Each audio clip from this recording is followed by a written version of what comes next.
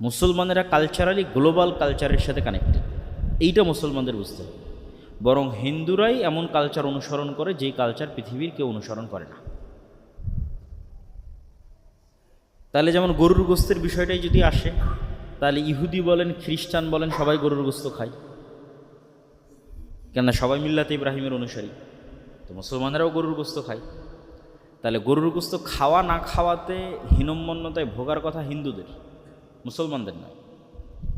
তারপরে দেখবেন ঢাকারও অসংখ্য হোটেলে লেখা আছে নো বিফ, হীনম্মন্যতার জায়গা থেকে বা এলিট ক্লাসের সাথে মিল রাখতে, যে এলিট কারা, যে গরু খায় না সে এলিট। এই মানদণ্ডটা তৈরি হয়েছে কলকাতা থেকে। ঠিক তেমনি মুসলমানি করা কি শুধু মুসলমানদের কালচার না, ইহুদিদেরও কালচার, খ্রিস্টানদেরও কালচার। তাহলে কালচারালি গ্লোবালি পৃথিবীর সবচেয়ে বড় অংশ